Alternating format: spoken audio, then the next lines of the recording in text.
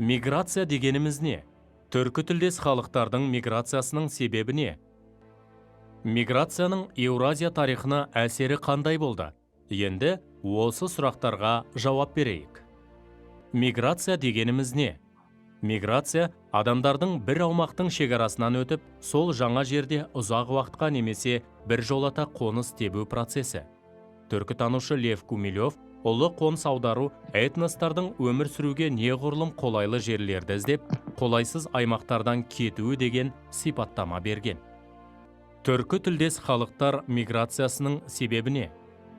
Біздің заманымыздың бірінші мыңжылдығының орта тұсында ғұндардың солтүстік Монғолиядан Әмударияның төменгі ағысына дейінгі жерлерді басып алуы этногенетикалық құбылыстардың жаңа кезеңі болды.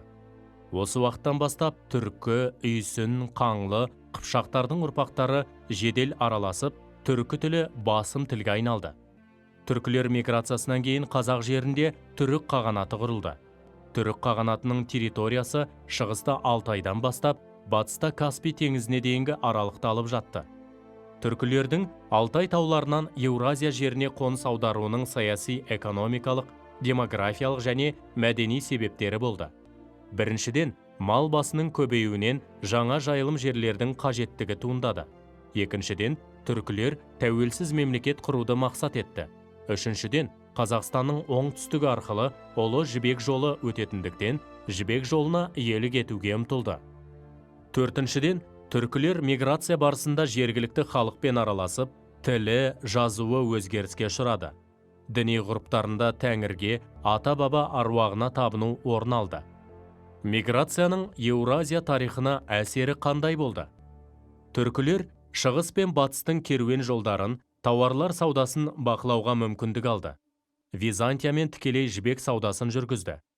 Орта ғасырлардағы маңызды экономикалық үдерістер тікелей Ұлы Жібек жолы арқылы жүзеге асырылды. Түркілер сол жолдың көп бөлігіне ие болды және жібек саудасынан зор пайда тапты. Оғыздардың Киев Русімен одақтасуы сауда-экономикалық мүдделерден туындады. Киев Русіндегі көпестер үшін шығыс елдерінің бай базарларына жол ашылса, оғыздар үшін Дон, Қара теңіз маңындағы далалар мен мал жайылымдары қажет болды. Миграцияның нәтижесі қандай болды? Тайпа аралық байланыстардың нәтижесінде болашақ түркі ұлттары қалыптасты.